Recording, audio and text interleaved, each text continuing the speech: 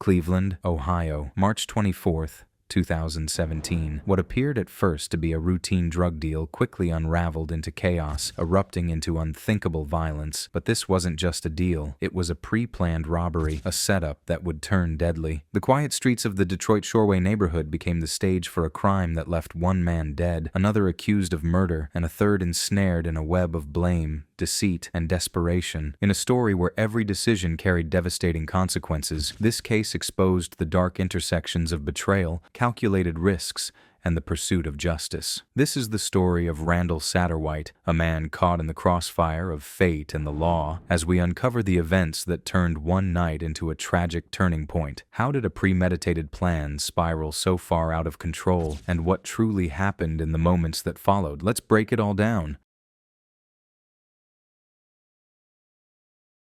Flashback, the setup.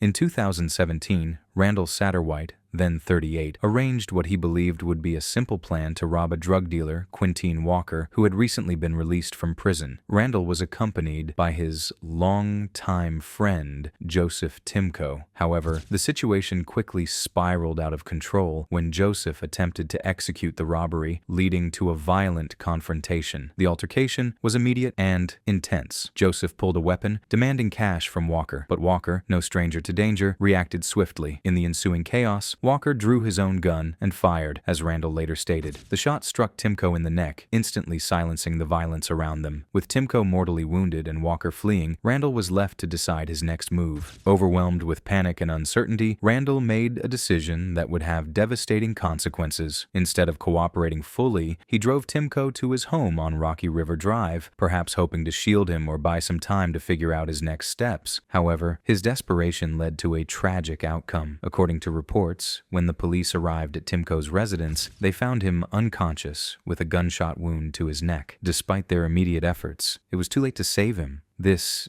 tragic turn of events not only complicated the case, but also set the stage for a complex investigation, leaving behind unanswered questions about what truly happened that night and what motivated the decisions that led to such a fatal outcome.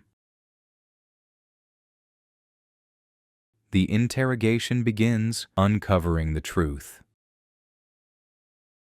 Although the identity of the shooter remained unclear, both Randall and Quintine were taken into custody by the police, who began their investigation by questioning Randall. What was intended to be a robbery turned into a tragic and deadly encounter. Randall was swiftly handcuffed and taken into custody, his fate seemingly sealed as the investigation tightened around him. After spending the night in a holding cell where the weight of his decisions likely weighed heavily on him, he was brought back the next day for additional questioning. The detectives hoped that the pressure of being in custody would prompt him to reveal more details, pushing him to cooperate fully in exchange for a more favorable outcome. In many states, the felony murder rule dictates that if a death occurs during the commission of a felony, all individuals involved in the felony can be charged with murder, regardless of who caused the fatal injury. The detective believed that Randall and his accomplice had intended to rob Quintine, making both of them potentially accountable for murder under this legal principle. The detective's next goal was to secure a confession from Randall, admitting his role in the planned robbery. The detective presented Randall with a photographic lineup that included Quintine, instructing him to identify the individual who had fired the weapon. Randall, feeling the pressure, carefully examined each photo before pointing to Quintine, confirming his involvement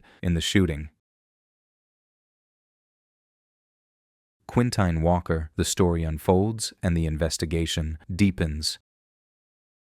Randall was returned to jail, and the focus of the investigation shifted to Quintine. Quintine, who had been arrested on unrelated charges, was transported from the county jail and placed in an interrogation room. Quintine Walker was no stranger to violence. In 2010, he served 6 years for an armed robbery that left his victims traumatized. That night, Walker and his accomplices targeted pizza delivery drivers, stealing cell phones and firing shots as the men fled for their lives. Only 3 months out of prison, Walker's past caught up with him once again. But what about Randall Satterwhite? Was he merely a bystander, or did he have a more active role in the events of that night? Quintine invoked his right to remain silent, firmly refusing to answer any questions from the police until his lawyer was present. Despite his decision not to speak, he cooperated with the investigation by consenting to provide a DNA sample. This sample would allow investigators to determine if there was any physical evidence linking him to the crime scene or corroborating the events described by Randall. By choosing to remain silent but allowing the collection of evidence, Quintine exercised his legal rights while leaving the door open for investigators to gather additional information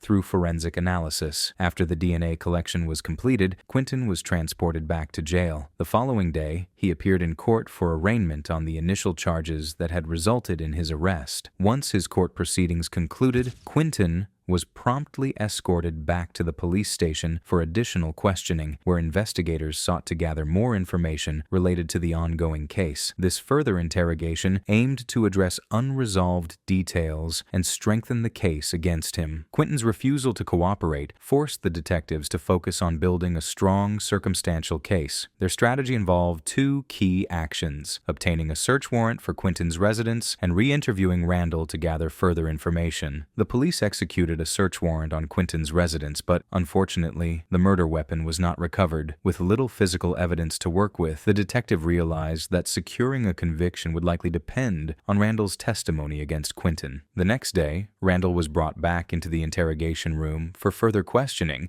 as investigators hoped to gather more information to strengthen their case. Randall promptly identified Quintine in the lineup, seemingly confirming his role in the chaotic events. However, following this identification, Randall took a defensive stance, portraying himself as a victim of the situation. He attempted to downplay his own involvement, suggesting that he was merely caught in the wrong place at the wrong time. By minimizing his actions, he sought to shift the blame onto others, particularly Quintine, in an effort to reduce his own culpability in the unfolding crime. His portrayal of himself as an unwilling participant raised further questions as investigators tried to piece together the true extent of his involvement in the events that led to the tragic outcome. For investigators, the case was clear. Randall Satterwhite had arranged the drug deal and was present during the fatal shooting. But his actions afterward raised even more questions. Why didn't he call for help? Why leave Timko to die?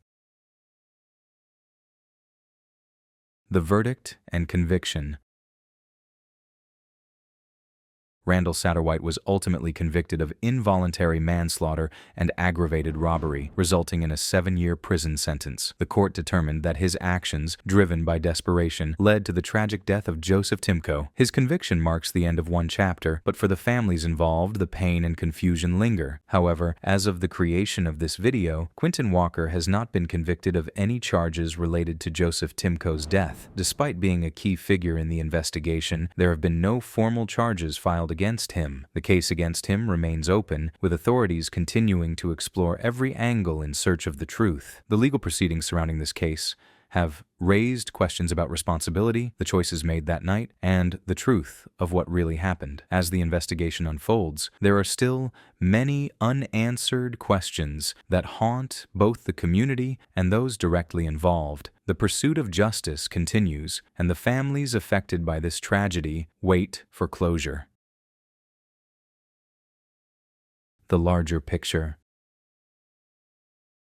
This case is not just about the actions of 3 men on a single night. It's a reflection of a broader struggle, communities plagued by violence, individuals shaped by desperation, and a justice system seeking accountability. For Randall, his choices have led him to this moment, but for Joseph Timko, there are no more moments. His life ended on a cold street, another casualty in a cycle of crime and loss.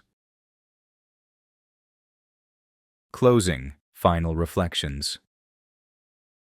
The story of Randall Satterwhite raises difficult questions about morality, accountability, and the cost of choices made in the heat of the moment. Share your thoughts below. Was Randall Satterwhite culpable, or simply a man in the wrong place at the wrong time? Thank you for watching. Don't forget to like, subscribe, and join us next time as we uncover the stories behind the headlines.